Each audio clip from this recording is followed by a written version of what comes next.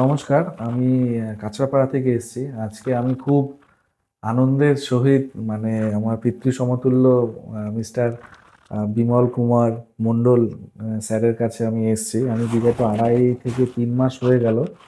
তো আমি উনার কাছে মানে চিকিৎসাবদ্ধ ছিলাম আরকি।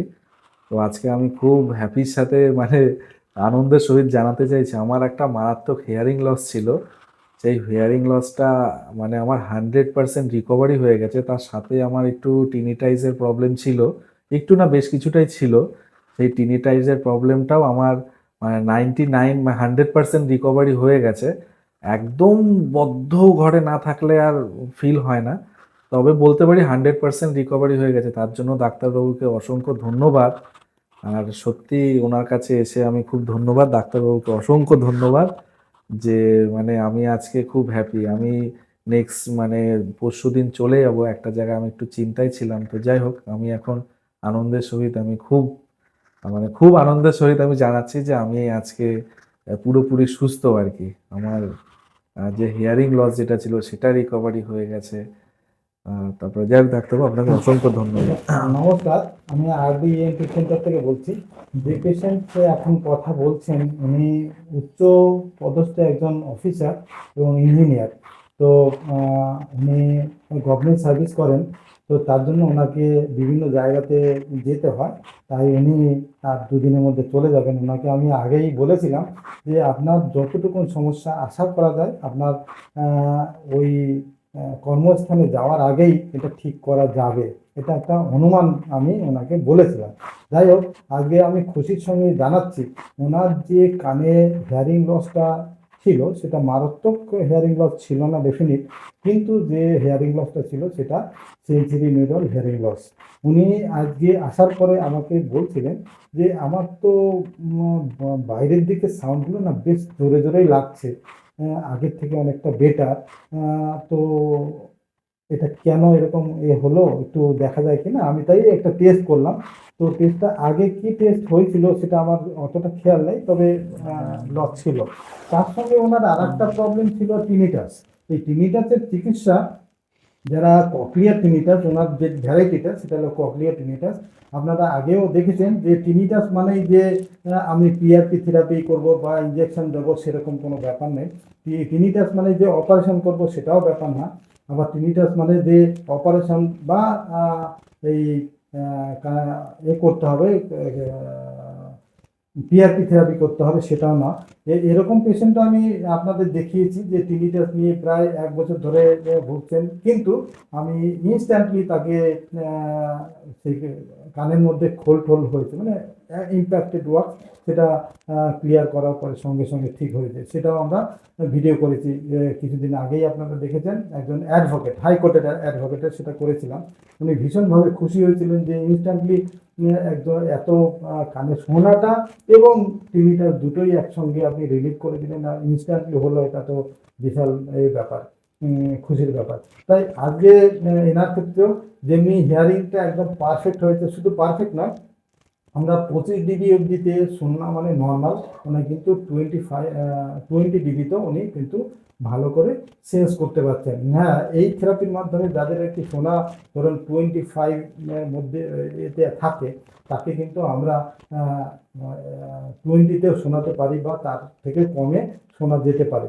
কারণ আমাদের যে হেয়ার সেলগুলো থাকে সেটা সংখ্যা 1200-র বেশি হবে না ডেফিনিট, কিন্তু ওই সেলগুলোকে কিছু রিস্ট্রিক্ট করা এবং তাকে পরিপক্কতা এবং ওর হেলথ যে মেনটেন করাটা সেটা যদি খুব ভালো মতো করা যায় তাহলে কিন্তু শোনাটা অপটিমাম লেভেলে হয়। তো ওনার ক্ষেত্রে আমি সেটাই বলছি যে সেলগুলো অপটিমাম লেভেলে আছে, তার জন্য উনি 20 ডেসিবেলে উনি শুনতে পাচ্ছেন। সেই জন্য ওনার আগে যেরকম ধরনের শোনাটা ছিল তার থেকে উনি বেটার শুনবেন এবং মনে হবে যে শোনাটা যেন আগের থেকে বেড়ে গেছে। হ্যাঁ, কিন্তু ওনার নর্মাল রেঞ্জে আমাদের -10 ডিবি টু +25 মানে 35 ডেসিবেলের ডিফারেন্স থাকে শোনা। তো ওনার ক্ষেত্রে 20 ডিবিতে উনি শুনতে পাচ্ছেন। আগে যেটা ওটা 35-40 এরকমও হায়ার ফ্রিকোয়েন্সিগুলো ছিল।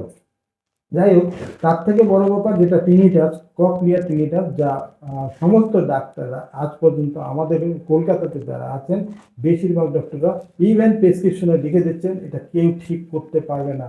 হ্যাঁ, ডেফিনেটলি এই কথাটা যিনি লিখে দিচ্ছেন বা বলছেন এটা একদমই এটা উচিত না। কারণ দেখুন, উনি একজন ইঞ্জিনিয়ার। আমি একটা কোশ্চেন ওনাকে জিজ্ঞাসা করেছিলাম, দেখুন চাঁদে তো জল ছিল না চন্দ্রায়ন 3 যাওয়ার আগে, তাহলে চন্দ্রায়ন 3 গিয়ে কি জলটা ওখানে ফুটে দিয়ে চলে এলো তার জন্য জল বলছে? একদম না। নাসাও কিন্তু এটা স্বীকার করেছে, হ্যাঁ, চন্দ্রায়ন যেটা প্রুভ করেছে, হ্যাঁ, চাঁদে কিন্তু জল আছে। সেই জন্যই প্রুভ করতে পেরেছে, কারণ এটা বিভিন্ন রকমের অ্যানালাইসিস ইঞ্জিনিয়াররা করে এটা বুঝতে পেরেছে যে এই চন্দ্রায়ন 3 যেটা বলছে সেটা ঠিকই বলছে, ভুল বলছে না। অতএব এই যে কেউ কোনো একটা ডিজিজ ঠিক করতে পারেননি বা পারবেন না, পারছেন না, এখন সেটা যে ভবিষ্যতে হবে না বা সেই টেকনোলজিটা আসেনি, সেটা যদি তার নলেজে না থাকে, চট করে এরকম গ্যারান্টি দেওয়া বা লিখে দেওয়াটা একদম উচিত না। অতএব এইটাও আমি আগে জানতাম না, যখন পিআরপি শুরু হয়েছে তারপরে কিন্তু এই হেয়ার সেল রিজেনারেশন থেরাপির মাধ্যমে আমরা কিন্তু শোনানোটাও আমরা অপটিমাল লেভেলে করতে পারি। আর কারো হিয়ারিং যদি অপটিমাল লেভেলে থাকে, ককলিয়ার ট্রিনিটাস ডেফিনেটলি করে যাবে, এটা নিয়ে কোনো আহ, মানে করার ব্যাপার না। এটা হবেই, এটা হলো ইউজুয়াল ফিনোমেনা। কারণ মলিকুলার লেভেলে কথা বলা হচ্ছে, এটা একটা ক্যালকুলেশনের ব্যাপার আছে। অতএব সেটা কিন্তু প্রবলেম হওয়ার কোনো কথা না। আর এই পেশেন্টকে নিয়ে যেটা বলা হলো বিভিন্ন রকমের ইনফরমেশন, এটা কিন্তু সবাইকে বোঝানোর জন্য যে দেখুন, আমার কাছে আসা মানেই যে আমি অপারেশন করবো তা না। টিনিটাস নিয়ে আমার কাছে আসা মানেই যে তাকে পিআরপি থেরাপি করবো সেটাও না। আবার আমার কাছে আসা মানেই যে তাকে এইগুলো ছাড়া ঠিক হবে না তাও না। শুধু কানের মধ্যে ইম্প্যাক্টেড ওয়ার্কস হলেও কিন্তু টিনিটাস হয় এবং সেটা ইনস্ট্যান্টলি ঠিক করা যায়।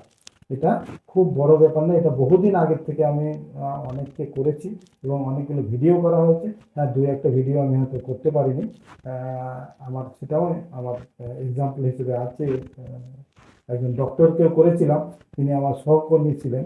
তো ওনার কানেও উনি শুনতে পাচ্ছিলেন না, কানে প্রচণ্ড টিনিটাস, যার জন্য অসুবিধা হচ্ছিল, তাকে কিন্তু ইনস্ট্যান্টলি এই টিনিটাস ঠিক করা হয়েছিল। সে শুনে বলেছিল, তুই কি ম্যাজিক জানিস না মিরাকেল এ তো, হ্যাঁ। উনি সেরকম একটা এক্সপ্রেশন ওনার হয়েছিল। যাই হোক, এই বলে আজকে ভিডিওটা শেষ করবো।